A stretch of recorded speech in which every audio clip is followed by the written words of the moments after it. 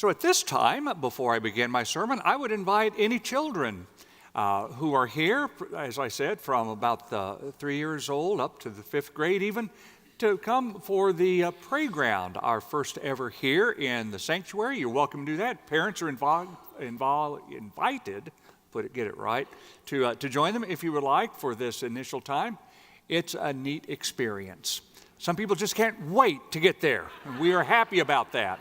Very much so, because children have an important place in worship. And as they come, I want to tell you a little bit about this series that I am starting called Faith and Atheism. What I want to do today and in the next 3 weeks is to focus on our two different audiences. Those who might consider themselves atheists, those who are struggling with the faith, maybe agnostic on the one hand, and I want to acknowledge and actually affirm objections you might have about conventional faith, and at the same time present to you maybe some different perspectives to address those concerns. And I'm also talking to those who are in a faith journey, have been on that journey for a while, maybe have walk on water faith. I want to invite you to consider your faith, maybe ask some difficult questions that our friends with no faith ask that keeps them from it. Struggle with those questions. Be authentic with yourself with those questions, because I believe that the way to an authentic faith, one that makes sense and feels right, is a faith that comes from being honest. And talking about being honest, I want to be honest with you right now. I hesitate saying this because I think it ages me, but for half a century, I have walked with Jesus, 50 years. 40 of those years have been spent as a pastor, a preacher of the gospel of Jesus Christ.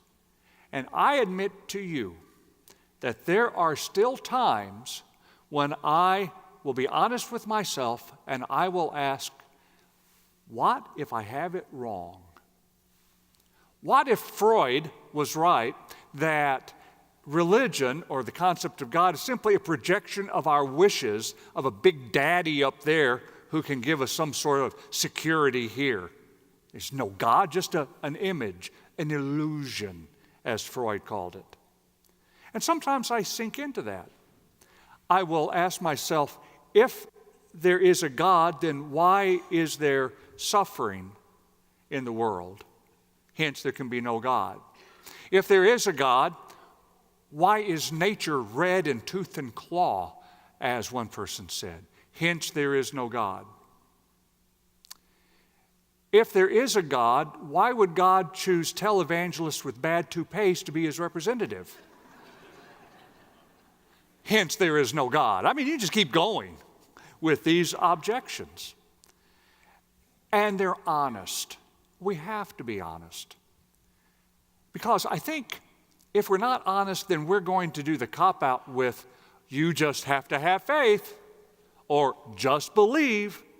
All the while, you know in the back of your mind, really? And I lapse into some of these suggestions or some of these objections when I start to really just tip the balance in the scale of the rational. Because it's so easy to live in the rational, isn't it? That we think that we have capability to discern right and wrong in unequivocal terms. And we just think that unless our mind is satisfied, then we're not going to get anywhere in our faith. Well, that's true to an extent, but at the same time, there has to be a balance with our experiences, with what we feel, not just what we think. And that's why for this sermon and the next 3 sermons, I'm going to follow this diagram, because I think this is the diagram of a path toward authentic faith. Faith is a journey that begins with questioning, really being honest with yourself, and not giving simple answers to complex questions. And or it begins with experiences you have that make you call into question things that you thought were absolute, were correct. And it's this interplay between our head and our heart with what we're experiencing, what we're thinking, that as we persist in that and not give up, I believe that eventually moves us to a more trusting, some would say faith-filled stance, where we're able to open ourselves up, get ourselves out of the control game, and maybe listen to different voices and experience different things. Then as we do that, as we go down that highway, we'll have other doubts, or we'll have questions, or things will happen that will cause us to start that circle all over again. And that is what the Christian's life's about. Remember, even Mother Teresa doubted. She had letters and journal entries that expressed her deepest doubts while she was one of the most faithful people who ever lived. So I want to bless your journey with me, no matter if you're an atheist or a born-again Christian having walked 50 years or so with the Lord. Because this is a journey we are taking together. Next week, I want to be honest with God. And I'm going to say God is not necessarily who you think God is. Week after that, Jesus. Jesus isn't necessarily who you think Jesus is. After that, the church isn't necessarily what you think the church is. This is all from a base level human experience. That's what we'll be doing. But today is the foundation of it all. You are not who you think you are. I am not who I think I am. And I'm going to get into this honest exploration of ourselves as humans, as Homo sapiens, by giving you two things that I think are irrefutable. Number one is this: you are not in control of your mind. Now, you might think you are. You might think that you're resting in that lovely pew and you're the total model of objective thinking, clear, rational, that's interesting, isn't it? Type of thought. But nothing could be farther from the truth. Because our mind has a mind of its own. It's always seeking meaning because it wants to protect us, it wants to ground us, it wants to give us security. For example, look at this optical illusion that I've used before. Just keep looking at it.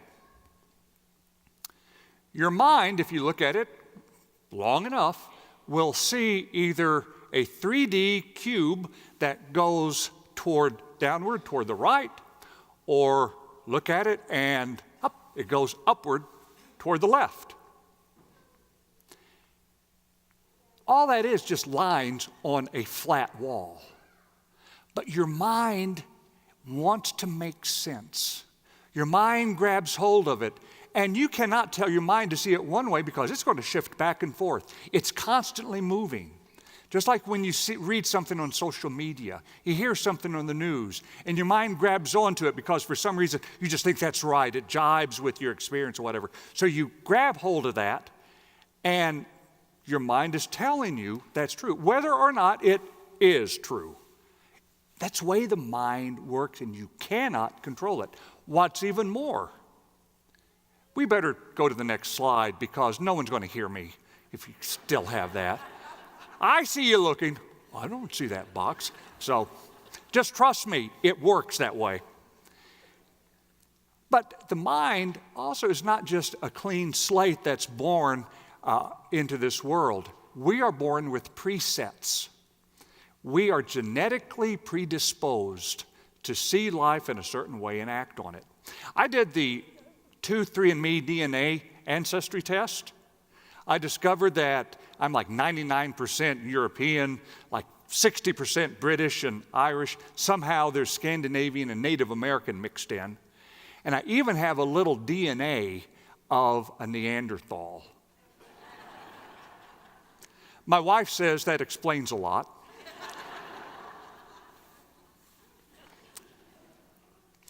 You have a unique genetic pattern from generation after generation going back hundreds of thousands of years. That means that you are born either an extrovert or an introvert, You're a CPA type with facts and figures, or you're an artist with colors and emotions. You have a long fuse or you have a short fuse, and there is nothing you can do about it.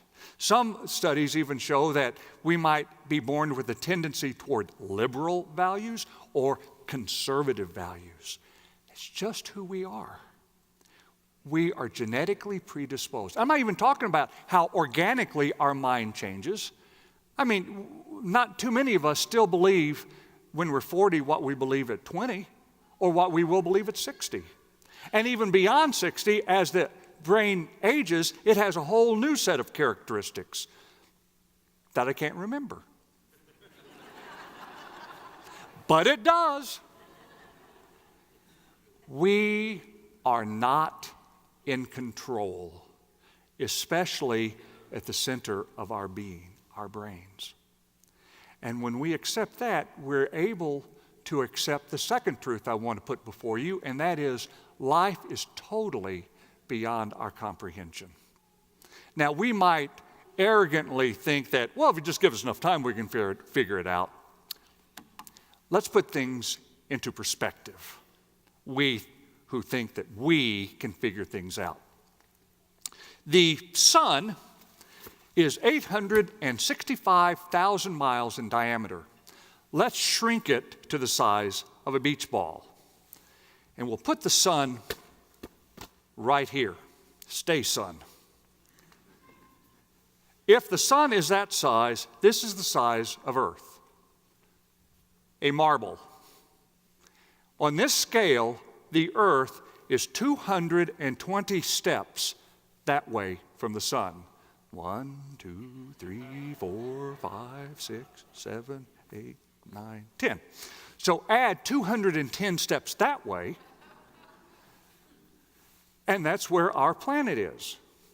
Now, if you were to move 108 steps farther than our planet, you're going to encounter Mars.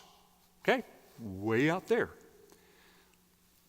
If you're on Mars and you want to get to the next planet in our solar system, Neptune, you're going to have to walk over 6,100 steps to get to that, which means you have to go to Lowe's on Manchester. That is where Neptune is in relation to that sun. If somehow you get to Pluto, then you have to walk over 6,700 miles to get to our nearest star in the next solar system. Do you get the idea that it's a long way? Then we have to remember that that's just one other star of between 100 and 400 billion stars in our Milky Way galaxy. And our galaxy is one of over 2 trillion galaxies that make up this universe. What's more, that little red blotch that you see there, little fuzzy red dot, that is one of those galaxies taken from the Hubble Space Telescope that is the farthest object we're able to see. That's a loner galaxy that was created sometime shortly after the Big Bang. It is 31.5 billion light years away from Earth and still expanding. 31.5 billion light years. What's the speed of light, choir? Yeah, boy, keep the singing. I'll remember this for the next time I have a science question. Speed of light, 186,000 miles a second. 31.5 billion of those light years away? Wow, it's mind blown. And if you think all of that is amazing, look at this. You weren't expecting to see a sea turtle on the screen, were you? A species of sea turtle is born from eggs laid on a tiny strip of beach on a small, remote island in the Pacific. If it's lucky enough to waddle to shore flap its way to shore before any predators get it, well, it will spend a lot of its life swimming hundreds, thousands of miles from that little strand of beach. At some moment, when it is time for the female to lay her eggs, she will, even though she's 1,000 miles from that little strand of beach, navigate back to lay her eggs on that tiny strand of beach. It cannot see much above the waves at all.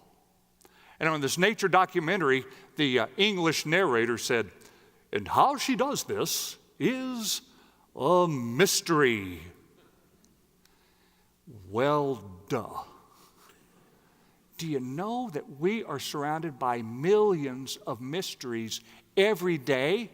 Even the eyeball that has thousands of rods and cones in it that are enabling you to see that picture, all the senses of those cones are such that somehow it can transmit information through the optic nerve to the brain to distinguish color, shape, texture, that enables you to say, "Why, that's a sea turtle."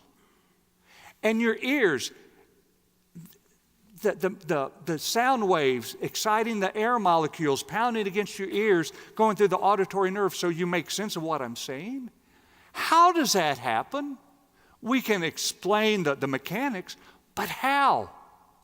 We are walking mysteries. And I go into depth about putting ourselves in perspective because, friends, this is the truth I want to share with you this morning. The truth is this.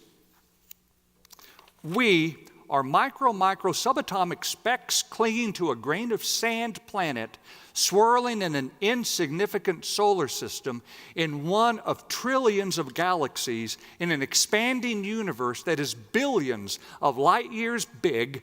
All the while, we can't even understand how a turtle makes its way back to a beach. Do you get the idea? And if that is who we are, who are we to make absolute pronouncements about, yes, there is no God, or yes, there is a God, and God is like this? Anything we say in life has to be conditional because we are conditional people. We are one of 7 billion people, each with a perspective on truth. And we have to appreciate the fact that none of us, including the preacher preaching this, has a cornerstone on truth. We are incapable of grasping it.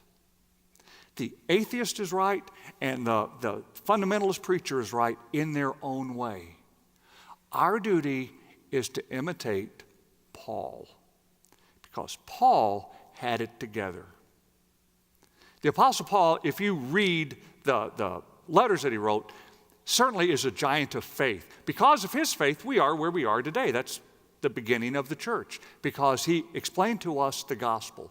But he was not born with a capability of having this faith. No. You're going to hear Tim read now the passage from Romans, the 7th chapter, and you're going to discover that, in essence, when Paul lost faith in himself, that was the beginning of him having faith in God. Listen. So did something good bring death to me? Absolutely not. But sin caused my death through something good, so that sin would be exposed as sin. That way sin would become even more thoroughly sinful through the commandment. We know that the law is spiritual, but I'm made of flesh and blood, and I'm sold as a slave to sin. I don't know what I'm doing because I don't do what I want to do. Instead, I do the thing that I hate. But if I'm doing the thing I don't want to do, I'm agreeing that the law is right. But now I'm not the one doing it anymore. Instead, it's sin that lives in me. I know that good doesn't live in me, that is, in my body. The desire to do good is inside of me, but I can't do it. I don't do the good that I want to do, but I do the evil that I don't want to do. But if I do the very thing I don't want to do, then I'm not the one doing it anymore. Instead, it is the sin that lives in me that is doing it. So I find that, as a rule, when I want to do what is good, evil is right there with me. I gladly agree with the law on the inside, but I see a different law at work in my body. It wages a war against the law of my mind and takes me prisoner with the law of sin that is in my body. I'm a miserable human being.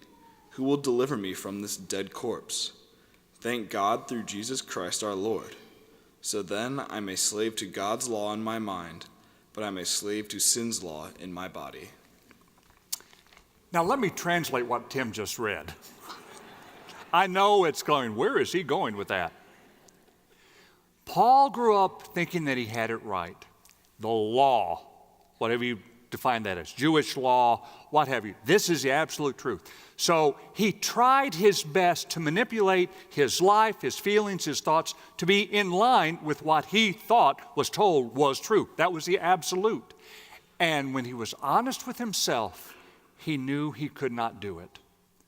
That's no different in a way from a raging fundamentalist trying to deny his or her rationalizations or real thoughts and questions and doubts by just saying, yes, I just have to believe. It's no different from a raging atheist to say, of course there can be no God because of this. Without being true to the fact that there's another side to the rational. There is a mysterious that it's easy to blot out, to ignore, the experiential, easy. Paul says, I've had enough of that.